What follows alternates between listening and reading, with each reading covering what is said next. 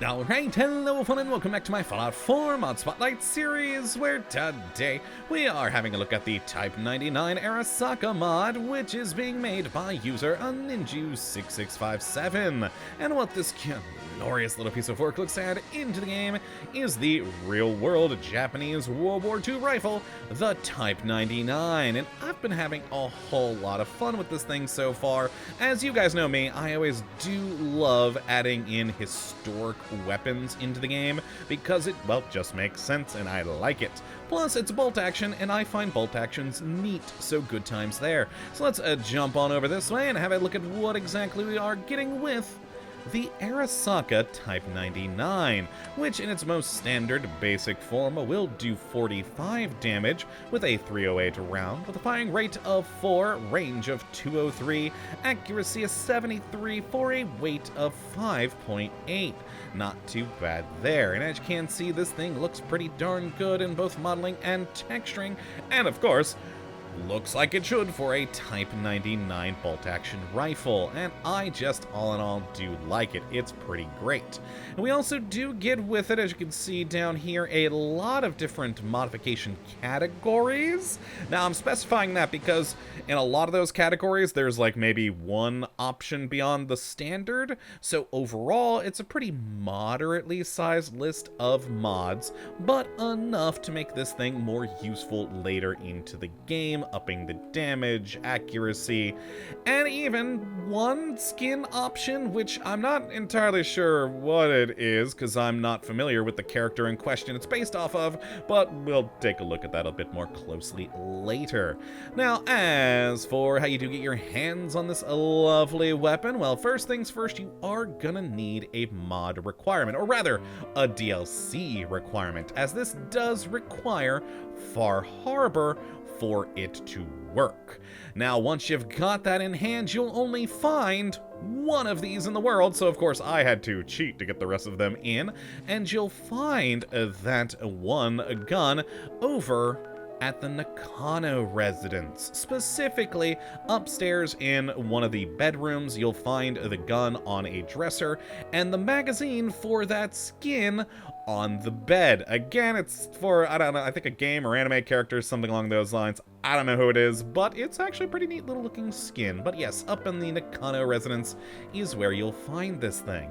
Now, as for the modifications, let's go over here and look at the weapon workbench and start with the receiver category, where we've got a pretty good list of things, the typical, like standard, light, heavy, on up to an advanced receiver, which will bump up the damage of this to 78, which is not too bad, and that of course is without any other perks to assist with that in general.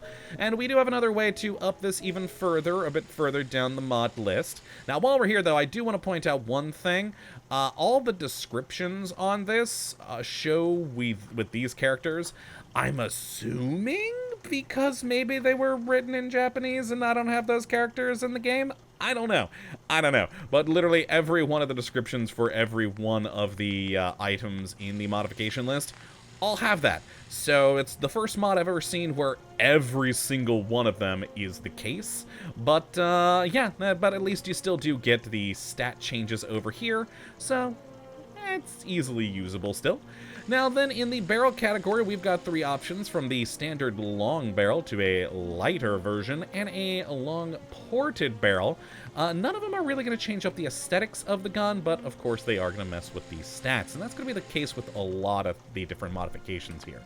Now, then in the stock, we have either the full stock or a marksman stock. Again, not changing up the aesthetics, but it will help the weapon stats. We then have in the clip category a 5-round clip and a quick 5-round clip, so you're not going to be getting any magazines on here because, of course, it's a Type 99 bolt-action rifle.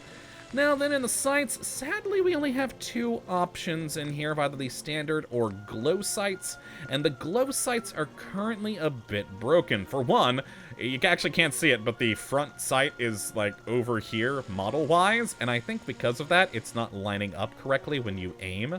So that is certainly an issue with the mod, and that is actually affecting usability. Other than that, though, the other major issue just seems to be the type font for all the descriptions. But then after, you know, that category, we have the muzzle category with only one option in here, and that is the bayonet, which is a really good-looking bayonet. Very nice. And, of course, help for stabbing a fool. Good times. Now, then we do have a legendary effect category, which I have literally no clue what it is here because I don't have the astoundingly awesome 2 rank in there. And the mod page also says that there are no legendary modifications for the gun, so don't know why it's here, but it's apparently an explosive version that I can't get. Cool, good times.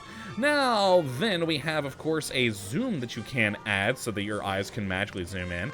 And we've got a 1.2 up to a 2.5x zoom. I would prefer it to be done with additional scopes, but okay, we at least get something in that regard if you want to use this for a bit of sniping.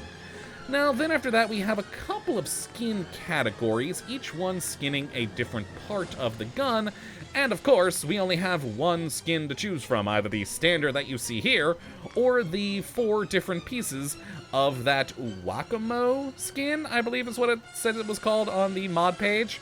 So it's pretty cool, very nicely detailed and all, and of course split up into the 4 different sections of the gun, the stock, the sights, the receiver, and the barrel.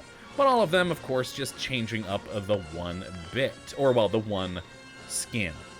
And then finally, we have a damage category here. We have these in many a mod, and I'm still always torn on them because they feel a little bit cheaty to me. But if you do want to up the damage 50%, 100%, or 150, you can go and do that. I would just personally prefer that there was at least some requirements to make that happen. But, oh well, what are you gonna do? You can do it and up the damage quite a bit for that, which is always a bit nice there for if you want to keep this into the later game.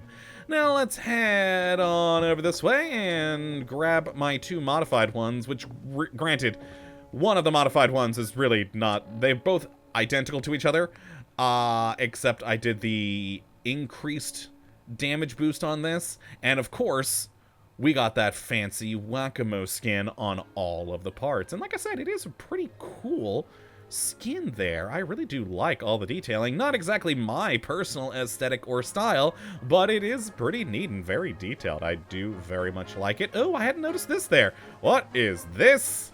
Something anime. Oh my, what the? Okay, I can't read Japanese, so I have no idea what that says. I assume if you know this Wakamu character, that'll mean something to you. But yes, overall though, let's start with the standard gun, and then we'll probably only shoot this one because these 2 are more or less identical. And let's get to firing our lovely bolt action.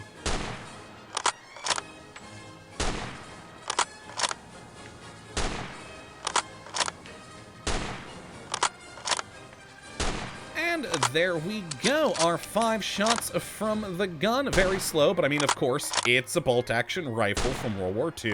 You're not going to be going very quick with this thing.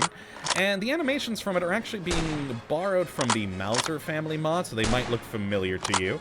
Which does mean there is a little bit of an issue when you do reload that clip into the internal magazine. If I hit it again there to reload, it kind of floats for a brief moment, which is a little strange, but, you know, it's not too jarring. But otherwise, very good, smooth animation on the bolt firing, which I do enjoy. And it is a good, accurate gun that, yeah, I really wish there were some scopes on this thing to turn it into some form of sniping weapon. I think that would be very cool.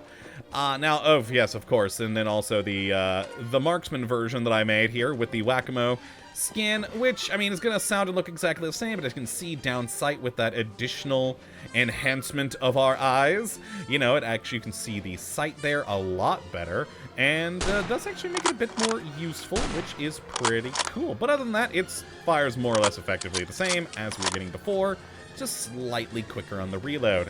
Now, let's spawn ourselves in the Deathclaw, which, oh boy, with the firing rate of this might take a while, but still, 140-something damage per shot. Oh yeah, with this accuracy, we might actually be able to do it pretty nicely. Granted, I say that as I miss multiple shots. Oh, it's run away. No, come back, Deathclaw. There we go, I gotta hit him once there. Lovely. Oh god, I gotta reload. Alright, he's still coming. Oh, back it up. Got him. Let's see if we can get him with this last 2 shots there. I doubt it. Oh, we might, though. We might. No, not with my shooting. Yep, nope. I got him in the side. All right, we can get him with these last 5, though. With no issue. Yes, he's down. Woo, what the hell? That's Bethesda physics for you. Love it. Love it. Well, yes, that is the Type 99 Arisaka mod. It definitely has a few issues that hopefully will be ironed out with the weapon down the road.